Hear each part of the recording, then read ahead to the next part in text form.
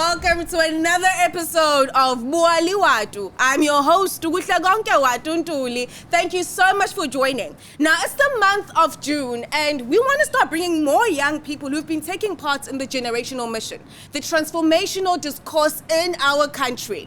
So today, we've brought a young person who has been making waves in the country globally, but who's also made strides in the industries that he's participated in. Now, abantu abasibabona abaguqula nempilo zabantu emphakathini, change makers, transformational people.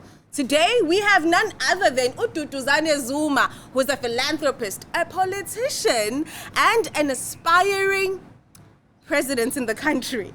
So that's important to note. So when you're listening, take notes, understand what's ubani lo muntu and why is he in the running to be South Africa's next president. But that's for later on.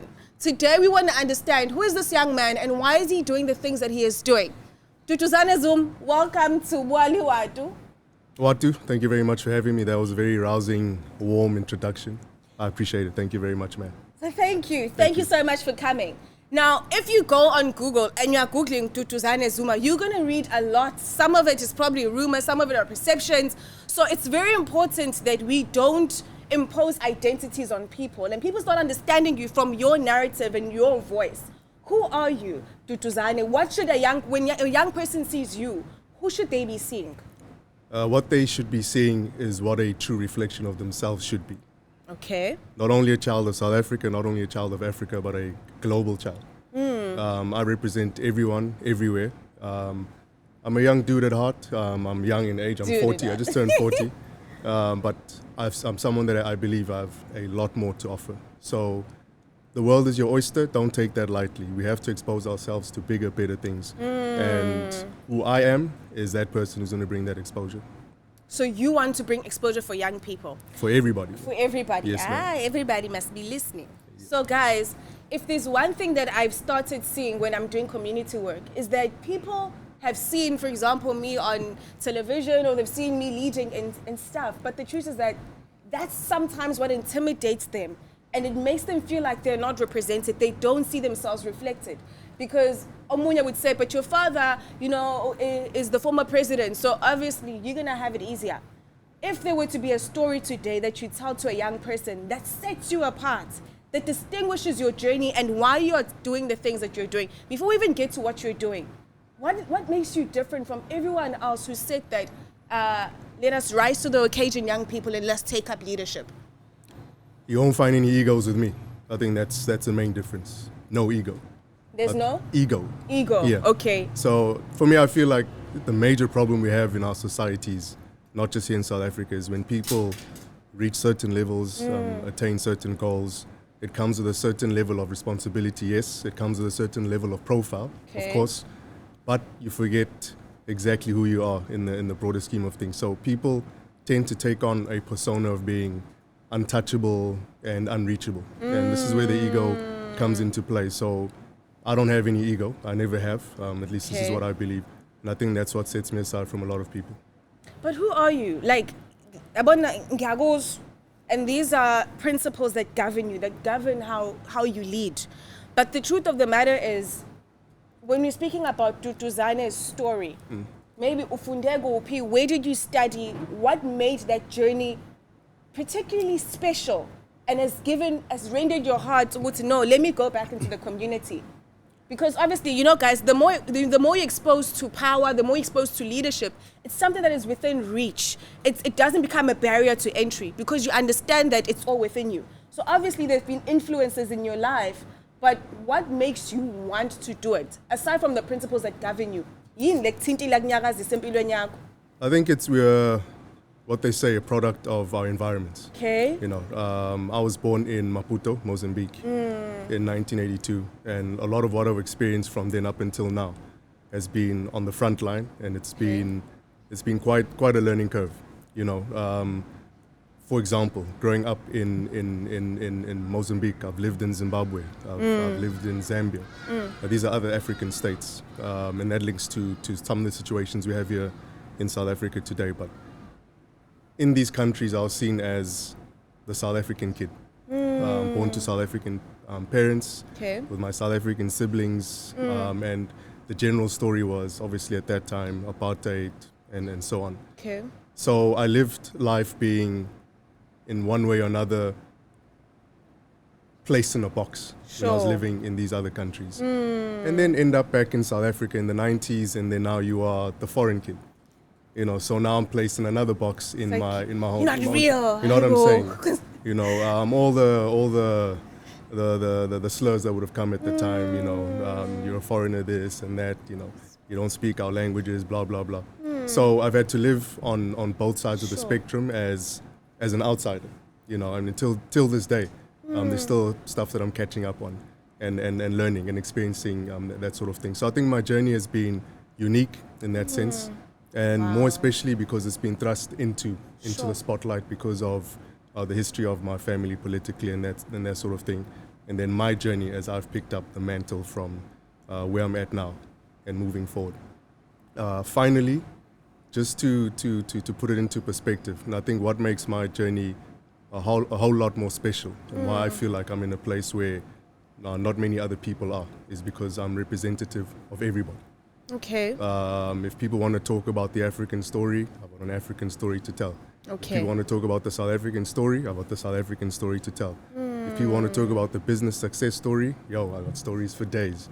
And if people want to talk about reaching and attaining the highest heights of successes, I've been that guy. If people want to talk about being persecuted and being thrown to the gutter, I've lived that story as well. Sure. So I've got all these experiences wrapped up and notched up under my belt, and I believe that is what makes me special in dealing with certain situations. And this show is all about, I think, unraveling some of these stories to not just being taglines of, have you been in the gutter?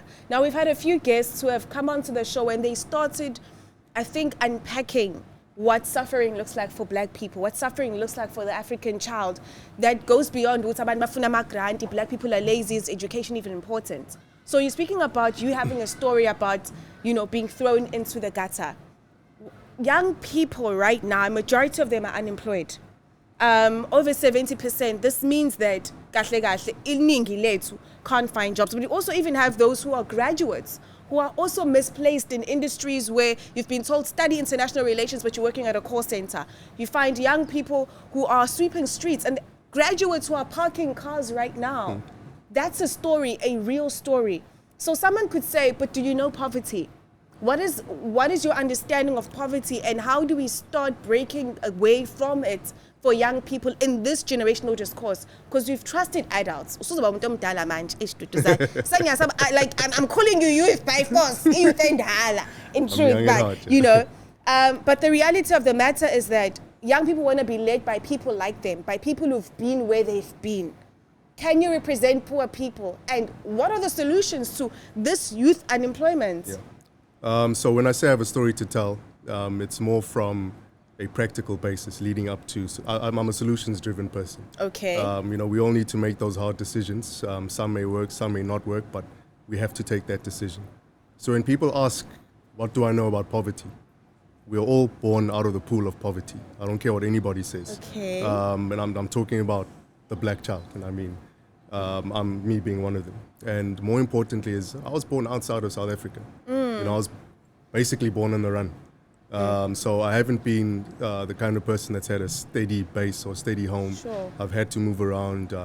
We know what it is to go to bed hungry, and it's not part of a dietary plan. It's part of understanding. When you look back and you understand. This is where we are. This is what we have. 100%. At the time, it may not make sense, but further down the line, you realize, okay, it was a tough time. We don't speak about it, but we realize it, we note it, and we say, we don't want to go back there. So, talking about representation, there is no one that can represent the situation better than I can, in my view.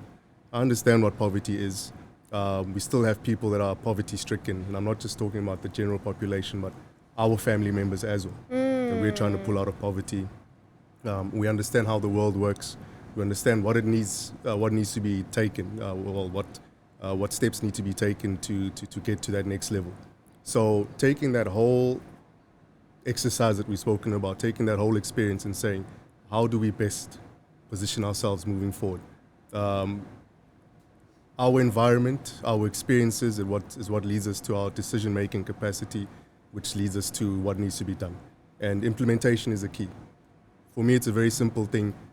It's not rocket science. Okay, now this is what I'm trying to get to. Please don't make.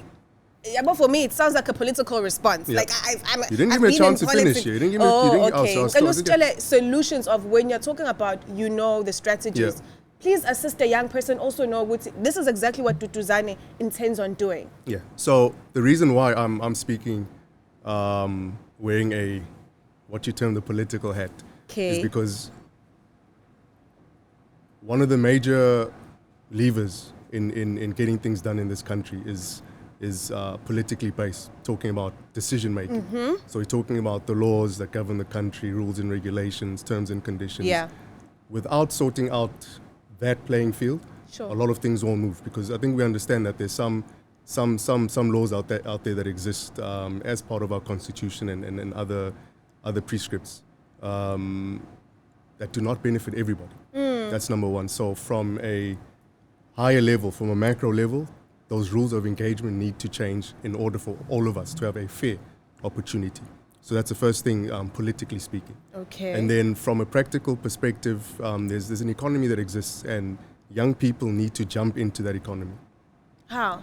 Every time we hear about the economy, it's always segmented. There's the mainstream economy, and then there's the small, medium size, and then the one that I always shy against is the township economy. I don't believe in that. An economy is an economy. Why are we segmenting it to different sectors? That means you're just alienating people from getting involved in getting to the bigger prize. So the first thing, which is a very practical, very simple solution, which can be implemented literally overnight, is reindustrializing the country. Okay. The only way we're going to get people back on their feet, people working, because as you know, as much as there may be a large number of graduates, as much as there may be a lot of people that belong with the skills and their knowledge in boardrooms and air-conditioned offices, that space is not for everybody. Some people will not be able to get there, but more importantly, some people don't want to be there. Mm-hmm. Some people are happy being the hands-on guy, the painter, the welder, the bricklayer, the boiler maker. They're just not happy with the pay, but they have the skills. The pay comes with a proper projection. That'll always happen. I think the pay gap that we need to manage, most importantly now, is in the critical spaces, which is in the doctors and nurses, more especially in the public sector. What are we saying about it? It's not enough. Okay. Yeah, if you've got people working on the front line as frontline workers, they need to be rewarded, and I mean, as equally so, they need to produce. I mean, they need to be up to the task. But you cannot pay people peanuts and expect them to give miracles. Their lives. You know what I'm saying? It doesn't work like that. So nurses, doctors, policemen and women, the military, those sorts of teachers in the education sector. Unless you bump up that pay grade, you're going to get what we're seeing now.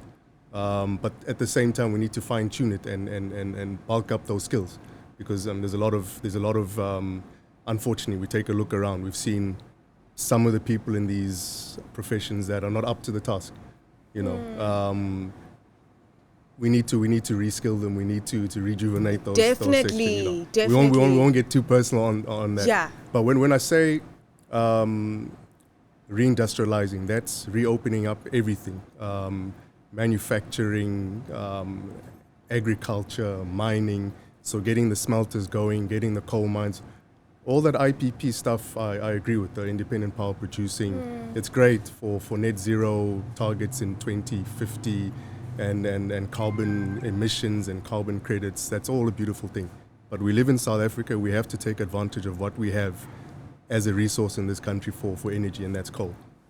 I hear you. And I think that these are conversations that are not new. Yeah. Because we've been, as young people, like, Masfundile, you have a qualification, you go up there and you're trying to be a revolutionary, and you're like, in class, this is what we learned, let's reindustrialize. What is stopping the current leaders from being the ones who are implementing? Because the conversation is not new. Young people want people to implement. It's one of two things. The non-willingness to do so. Okay. That's meaning that they don't want to do it, or they don't know how to do it. It's simple as that. We're saying we've got the willingness to do it, and we will do it. That's one of the things we'll do. We'll get this country back on a reindustrialization platform into economic recovery and a positive growth path trajectory, but at the same time dealing with the issue of unemployment. You can't be afraid to say so and do so. Now, if you look at all the speeches, and I mean, I always say this, if you look at the budget votes and the State of the Nation addresses over a period of time, you'll realize it's the same speech that's just been jumbled up, and it's just a different narrator of No of comments. that. No, facts. I mean, you take a look back at them, it's all the same thing. So what has changed? Nothing. Okay. Purely because guys are not, and guys and girls are not willing to put their necks on the line. That's what I'm saying. Some of those laws have to change, and those laws exist macroeconomically within our economic framework. If you look at economic development, I mean, the economic cluster, you have the economic development department or ministry. You have the Ministry of Finance. You have what's that other one? DTI, Trade and Industry. A lot has been said. There's always these cluster meetings and committee meetings and all these weird and wonderful meetings that happen, but nothing's being done. So what does that say about the people running those departments? They're not doing their job. And to be quite honest, a lot of them go in there with so much optimism, really wanting to change the system. And so many would say that the system does not even belong to the political system. It belongs to those with money. It belongs to ama monopoly capital. Enebala, elimhlophe. You know, there's a young person listening at home, and they're now saying, Duduzane, you're saying a lot of big English words. You don't understand why kumele ngibhilivele kuwena, why kumele sikuvotele, noma Wi-Fi says. Sometimes I might not even be in the voting age, but why should I believe in what you're presenting? And I'd like for you to speak about it from an education perspective. This is a young person who's in high school saying, I even want to drop out. Because the show has a very large audience of young people who want to be change agents, but they've actually been very discouraged by the education system. Let's speak to that right now. What is the value of education right now, and what should a young person understand by it, and what does it mean for the future that Duduzane Zuma is trying to create? All right. So I think the first thing we always need to understand, and this when it comes to young people, let's not even get to the future. Let's not get to education. We'll speak about that, but let's talk to who we are as young people. Okay, the mission. The mission. You need to take yourself seriously. So my mission now is to say, guys, stand up, get on your feet. Unless you take yourself seriously, no one else will. It doesn't help saying, I don't want to finish school, I don't want to do this and that. But then when we are in your areas, when we are cleaning up your sewers, you look at us like we're mad. And we're saying, guys, come and help out. But you're too big for this. Agency, you need to take part 100%. in own community development. Unless you get involved, nothing's going to happen. Right. So when we're cleaning up, and you know, it's as much as it's good to clean up and beautify your area and leave it presentable. It's also a way of judging people's mentality and where they're at. Okay. You know, your surroundings, your cleanliness speaks about your mind frame. You know, why should people be used to living under mediocre health conditions? You know, if there's a piece of paper outside your doorstep, you know, you're going to sit and wait for municipality to come and pick it up. Pick it up and throw it away yourself. When there's bigger issues of blocked drains, yeah, we get it. So the point I'm trying to make is our young people are always saying, it's the elders, you know, you can't blame the elders. The elders are there. As long as they're given the free rein, they'll take it and they'll continue. It's up to us as a younger generation to say, you know what, enough is enough. We're going to do it, but we need to be able to show that we can do it, because it's not just good enough speaking. Right. So when I say I'm a doer, that's exactly what it is that I do. Okay. I'm a hands-on person, and what I'm trying to show, what I'm trying to advocate, as you're saying, is get up and do.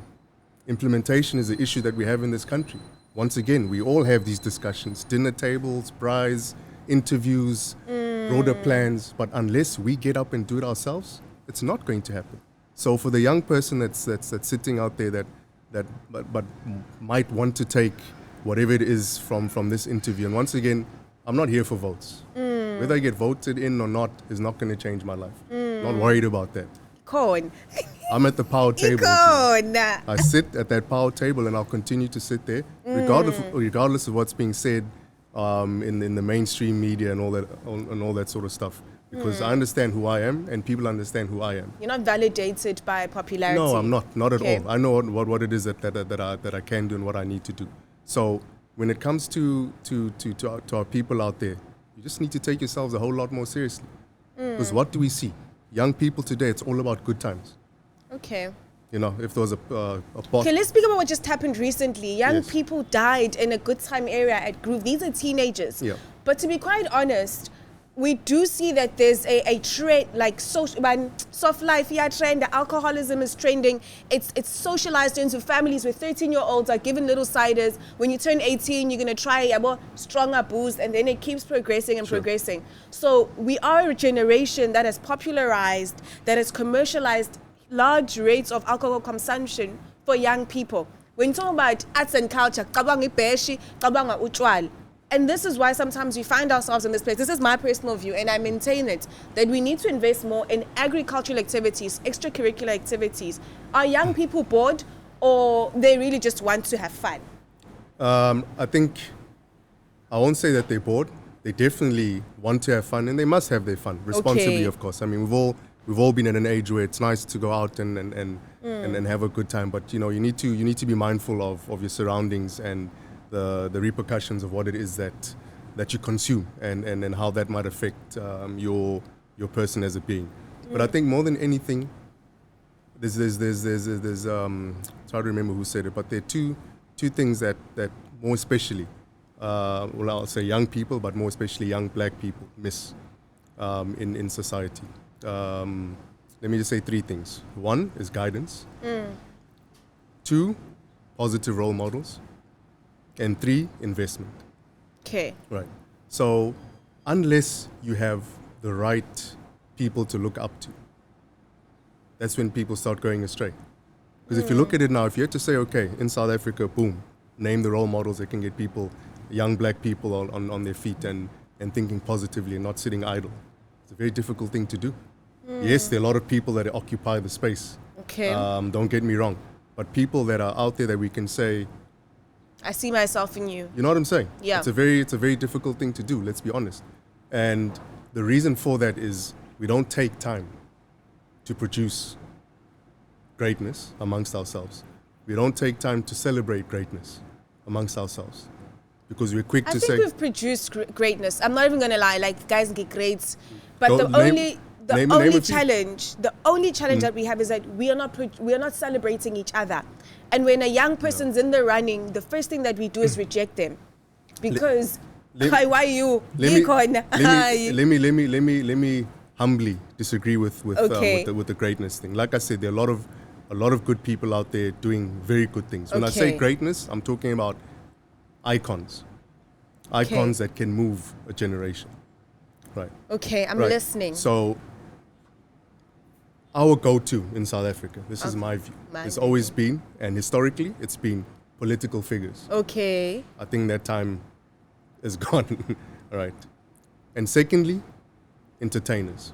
Okay, very true. All right. Besides that, okay, and then maybe some sports stars, across the spectrum. But when we speak about people that we can place on an African or a global platform, from people that have really made massive changes, and no disrespect to anyone doing their thing out there, putting SA on the map in these different sectors or genres of excellence, but we do not have people that have moved. I'm talking about from an economic standpoint. Woo! An economic standpoint. Okay. Right. The argument will be Patrice Motsepe. So our greatness as a generation should also be translated into our economic value. That's the only place that is going to make a difference in this country, nothing else. That's the one thing we're missing. Which leads me to my next point for the young people out there. Value, understanding what value is. What is value? Okay, because now I think for us in the communities, we've been told, no, it's okay, there's Oprah, yes, look up to Oprah. But in your immediate life, which woman have you seen change communities? So we start identifying our teachers who are actually having a direct impact, as opposed to idolizing Nelson Mandela. So Susu Mandela, who have you seen put food on the table for other people beyond your family? So now you're saying that it needs to be someone who's participated in an oppressive capitalist system, who's been able to overcome that system, probably even sold out some people, maybe even participated in corruption. Because the names that we have, to be quite honest, when we do background check, there's a lot of, character question marks. Did we give in too early? Like, could we not fight for the land? Type of questions. For me, this is where I'm like, honestly, I feel like we give value sometimes to people who have more money, but where did they get that money? You're saying you need to have money for us to believe in you and for us to actually call you an icon. Most times people who are icons are legitimized by other people, then you trend on newspapers. That's not what I said, Watu. What I said is on the value perspective. Value. We're not celebrating people with money. I'm saying we need to understand what value is and how to create it. Okay. That's for all of us. Please help us. Make us understand how to create value. All right. So, WMC, all the white monopoly capital, every time people speak about it, Stellenbosch Mafia, you're talking about groupings of people that control large swathes of the economy. Okay. And the value within that. The value chain, meaning from production all the way to marketing. Right? So what we need to understand, and if you just look at it, when I say we need to change our perspective as young people, the experiences that I've had when I was a youngster, I'm sure maybe, I still am a youngster, but anyway, I'm sure you'd have experienced it, and a lot of the guys sitting around here, is at school, there'd be days where I'm not sure what it is that you did after school, drama, extracurricular, everything, netball, whatever it is, everything, right? But there was always that Indian kid that left. Okay. Right. Especially the boys, for whatever reason. Right. Yeah, some of them would play their cricket, but most times, straight after school, gone. They're working at their father's butchery, cash and carry. And I'm talking about guys that are 13, 14 years old. Yes. Right. By the time that they reach adulthood, they understand what the value of money is by interacting with it. When the auntie comes, selling cigarettes, selling milk, bread, counting, most times they can count without even looking at the notes. That's understanding what each denomination is. Relationship with money. Relationship Very with money. healthy Not relationship. and not being afraid of money. Okay. When is the first time we come across money? After Our first years, paycheck. or NSFAS. Our first paycheck. Or, and this is the problem. That's when we see misuse of money because we don't understand what the value of money is. Okay. And secondly is the creation of value. Okay. We need to be a constructive, not a destructive society. Our society is a destructive one. Whenever we have issues, it's people burning down stuff, destroying stuff. That's because people don't understand what it is to build. Because if you build something, I can tell you'll defend that, whatever that is, that infrastructure with your life. Because you know how much you spent and how much blood, sweat, and tears you've had to leave on the side to get that structure up and running. So value creation, when we understand that we need to build our own systems, is the only time we're going to get that right. And that's my mission, to say, guys, forget about all this WMC and all this. What are we doing to build our own value? What is it that we're doing? We're not doing anything. Well, people, to be quite honest, are building, but they're not owning. I would like to understand how young people can actually get access to ownership. We've been encouraging entrepreneurship, and then again, we're saying let's go back to industrialization, which removes people from the ownership part, because if we're to move forward from this context, it would mean that someone has to own it, someone has to sponsor it, and the community still doesn't own anything. You leave nothing for your kids except for Uzobuye, and again, you're an absent parent, you're probably going to experience cancer because of the pollution in the community. How do we create things that belong to us when we have nothing right now? Right now, over 70% of young people are unemployed, not because they're lazy. We need to start getting rid of those perceptions that people are lazy, people are not building, because but that money goes back to bread and butter. See, when you reindustrialize, And when you get manufacturing plants up, I mean, you take a look. I mean, I'm not sure we can say we are but we're in Durban, right? Can I say? We're in Florida. We're on Florida Okay, we're in Road, Durban. guys. All right. If you look at not too far down the line and down the road, there's Umgeni Road, there's Pine Town. There's a lot of factories that have been closed down. Yeah. Right. Mainly textile factories. Right, where it used to be a thriving part of the industrial area. Yeah, 100%. That has fallen by the wayside due to imports of a cheaper nature from China, the usual story. Right. So that's why I always say politically is a willingness to change the rules of engagement. Right. At some point, we need to be brave enough to say, you know what, guys, we're going to stop importing A, B, C, and D. We're going to produce it locally. Okay. And stay away from the proudly South African thing as a slogan. No, we're talking about we're going to produce it locally. We're going to start getting our people into these textile factories. So what happens when you rebuild industry? There will be places of work. There'll be people that will own those spaces. There will be people that will work in those spaces. In the mills, as sewers, what do you call them? What's the correct word for people that sew? Textile, what you call it? Dressmaker, guys. Yeah, but yeah, you know what I'm saying. Yeah, they know what we're talking about. That's correct. And then within that environment comes everything: maintenance, cleaning, logistics. So there's a value chain that needs to be created first. Okay. All right. So once you have this value chain of mines running, you're going to need professionals in there. You're going to need people to draw up contracts. You're going to need lawyers. You're going to need auditors to make sure your books are in order, accountants. You're going to need security companies and security guards to safeguard the place. You're going to need personal assistants and secretaries in the office. And logistics officer, all of that. So what we need to do first is get people off their feet and get to work. Once people are working, then you'll determine your own growth path. Once you're there, you'll decide, okay, maybe I enjoy being a dressmaker and this is where I want to stay. That's your decision, that's cool. But maybe that same person will decide, actually, no, I'm not happy with being a dressmaker. I actually want to be one of the designers or buyers of this thing, and you work your way up. But that opportunity won't come if that infrastructure is not there. So what I'm saying is you have all these factories, from steel factories to textile factories to mines, platinum, gold, coal, and many other projects happening, infrastructure projects, building neighborhoods, building cities, building roads. You know, something as simple as a road to get the communities out to say, okay, for this period of time, whilst this opportunity is there, we can get this community to benefit from actually rolling the cement or plastering or whatever it is that needs to be done on this stretch of land. So once you have all this activity going on, then it's easy to start saying, okay, this person has got a more entrepreneurial inclined mind. Others have got a more, you know what, I'm not interested in getting to a path of ownership. I'm happy doing my job and earning my paycheck. But I mean, that's an opportunity and that's an event that will be decided. The opportunity is there. The door is 100%. open. It's not a dream, but it's actually accessible. I love what you're saying. So it's a value chain. Have you scaled it before? Because this is what I've seen with a lot of politicians. Yep. And when we were campaigning, guys, the ideas. I even remember when I was running to be SRC president, I had a broader vision.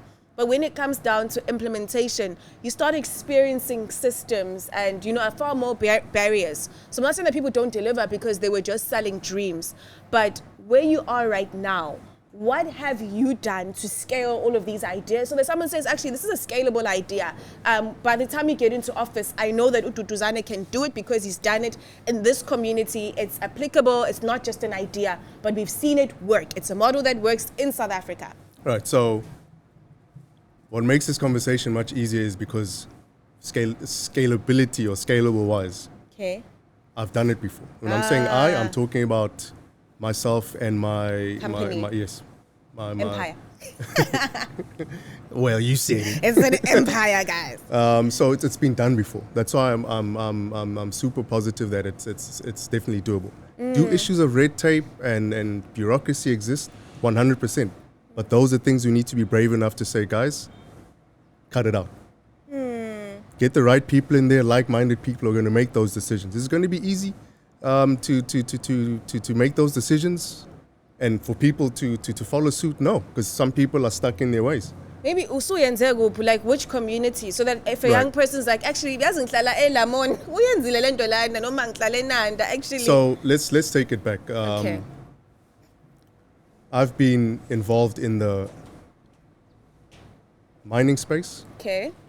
in the information technology space, historically. In terms of strategic leadership. In terms of ownership. Yo. Oh, Come on, yo. Okay, You're talking guys. to a boss, yo. Talk to me. Okay, sorry.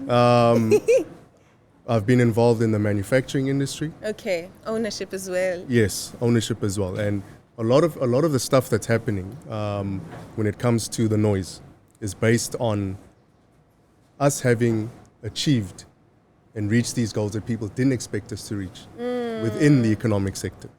We broke the glass ceiling. That's a fact. I don't care what anybody says. As an example, Johannesburg Stock Exchange, Okay. we broke into the top 100 companies on the main board as a non-white company. Right. We were there. We were there at the JAC offices in Sandton. The horn was blown. We were there. It's in history. People can try and take it away. History. It's there. It can never be changed. They can never be changed. They can try and say what they want to say and try and term it how they want to turn it. It's been done. It's done. I was there. I did it. We won. We did it. That victory is notched up. Okay. So within that, and I'll touch upon the mining space, because when it comes to mining, there's a lot of activity that can happen that doesn't happen when it comes to development. So if you want to take a look at what has been done, I mean, we've employed tens of thousands of people over a 20-year period.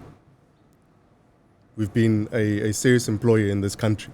And towards the tail end, when everything was happening, we were fighting to keep our workers employed. And, well, the powers that be decided, no, that's not the case. A lot of people lost their jobs. And we said to them, if you're fighting with us, fight with us. It's all good. Okay. But don't let our employees suffer from the issues that you have with us. And unfortunately, it went the way it did. So we've built schools, we've built hospitals, Okay. we've started up agricultural projects, we've started up brick manufacturing projects in and around our mining activities. Okay. You go to Klerksdorp, a place called Dominionville, we contributed there. You go to the Middelburg area, at the time when we still had ownership and we were operating Optimum coal mine, supplied water to the Hendrina community and employment, and we helped out with a lot of stuff in that community. Now, why I find it difficult to speak about is because people always try and make it seem like, this dude's trying to floss on us, he's trying to flex, so I always stay away from it. But we know what we've done, and we've done a lot of impactful things over a long period of time, right? That was then. Now, we're taking the political route to say, guys, this is how I've done it. This is how I believe it can be done. Okay. Right. Scalability obviously is a factor of time and money, but I mean, it's doable. So when I speak about the successes of what South Africa should be, when I speak about things being done in this country, it's from a practical perspective. I've been there. It's being done when people didn't expect it to be done. Well, people are now saying, okay, I was sitting with my board members. I'm part of a board. And the boss says... You go, girl. And he's, yeah. No, guys. No, guys. So we're having a conversation. One of the board members is very established. He says, you know what my son did the other day? He sits and looks at me and says, Dad, you're actually not that smart. And he's like, excuse me? And the son is like, no, Dad, you're not that smart. It's about who you know. So to his surprise, he's like, this kid, okay, I'm proud of you, my son. But the reality of the matter is that young people have started looking at it and saying, is there really value in the education system? Is it really about the networks that we keep? Can I actually build Duduzane by just sitting like now? No. It's not gonna happen, guys. But there's power in the networks that we have and the conversations that we're having. Young people don't believe in the education system, and they believe that if you come from a well-off family, just meet the right person. I even sat down with one varsity kid because I do career counseling, and I was like, so what's your plan? He's like, so I'm gonna finish, and then I just need a connection. I'm like, no, but like, what's the real plan? It's like, doing connection. That's how South Africa works. I need connection to get into power, to get into business. Please address this, because young people are not just lazy because they can't dream, but they've seen that people who are getting opportunities, people who are getting jobs, are those abano connection who know someone if you come from a well-off family. Right. So when it comes to being put on connections, networks, there's that good old saying, your network is your net worth. It's the people that you know, the people that you surround yourself with. There is a whole lot of truth to that. But that's not the be-all and end-all of how value creation works, or how access to opportunities work. Okay. There's a lot out there that's in the social sphere that's driving a certain narrative that it's easy to get things done. Okay. Have some people had it easy? Yes, I'm definitely not one of them. I've had to work, as a matter of fact. No, not at all. I've had to work probably, I've had to work 10 times harder than the normal person. Why?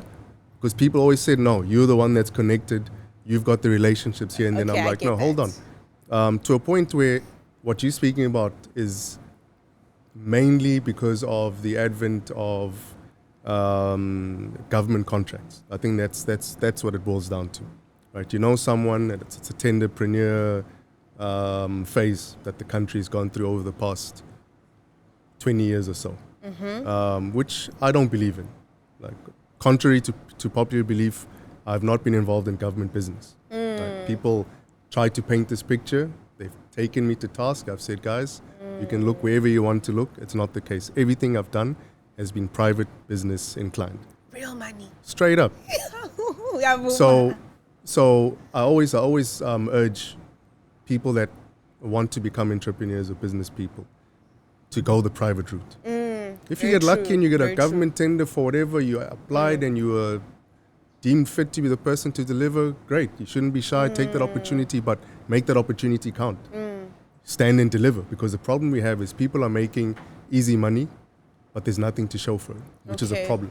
Okay. Now, what we have is we're always reading about and we're seeing stories of people, and you drive around, you see people that make copious amounts of cash off contracts that they would have gotten from whichever departments. Okay. And once again, just because you are making money does not mean you understand what value is. And this is where a lot of people get it confused. So I'm saying we need to understand what value is. Because how many people do we know that have made that money off contracts and are nowhere to be found today? Most people, because they don't understand how to manage that wealth. They don't understand how to invest that money. Sure, it's an understanding of value. To be quite honest, most people don't, because we don't have a relationship with money as a black nation. Even when you look at our education system, if anyone's in business studies, business is life. That should be LO. Business studies should be LO, because 100%. We need to understand how money is made, how it's transferred, how it's gained. At an early age. At an early age. Yes. So the education system still needs a few areas of transformation. It needs. Ufundile, Duduzane? University is the university of life.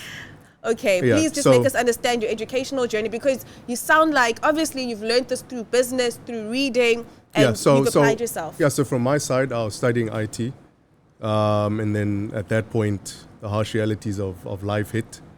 And I decided to go over to Pakistan. Okay. Just to sort out a few things, to continue my studies there. And I came back and I threw myself into the work environment. So you finished your qualification in Pakistan? In Pakistan. Okay. Came back at Beacon House Informatics. Came back and I was like, the work environment, not for me. You know, the office bound. But I learned what I needed to learn. I'd worked in warehousing, I'd worked in sales offices, I'd worked, so I learned the trade from the ground up to a point where I felt, you know what, I'm good to go. Let me do this on my own. It was risky. Of course, it's a risk to everyone. Some people get it right, some people don't get it right. But what I can say is, what made me, and what I always would impart to people trying to get started in the business world, is jump straight in. Okay. The sooner you get out of planning phase, the better. even if you start off small. Hey, dude. Because that's all So we're doing, important. planning. It's this business plan. You're trying to perfect it, and no, you want everything Websites to be right. first. Business cards. No, yo. Jump straight into it, and you'll find that learning arena of being in an environment where you're dealing with sharks and crocodiles Yeah. and whales and lions. It's there's no better education. So from my side, a lot of what I've learned has been based on real-time trial and error. Okay. I've had to walk through it. I've had my successes. I've had my failures, but it's all averaged out. And fortunately, the successes have far outweighed the Okay. failures. And when people say, no, I want to drop out, I don't need education. You know, education, there's a difference between education from a qualification perspective Okay. and an education from empowering yourself with information and knowledge. Okay. There's no running away from empowering. Whether you decide to go to a university or a technicon or a college, there's no running away from you having Having to know something. Your critical skill. You need to have a core competence, as they call it. Once you have that core competence, whatever it is, you can always build around that.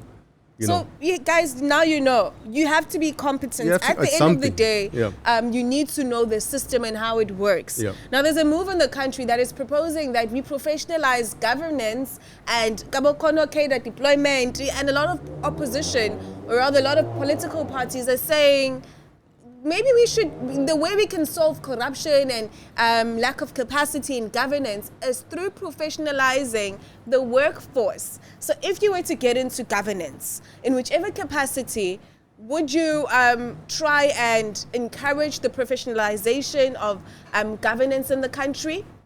Most definitely. And the reason I say that is because I'm coming from the private sector, that, you know, Okay. and unfortunately for the public space, more specifically in South Africa, the turnaround time from idea to decision making to implementation, it's too long. It's too long. The one thing that one can appreciate about the professional setup or the private setup is decisions are made quickly.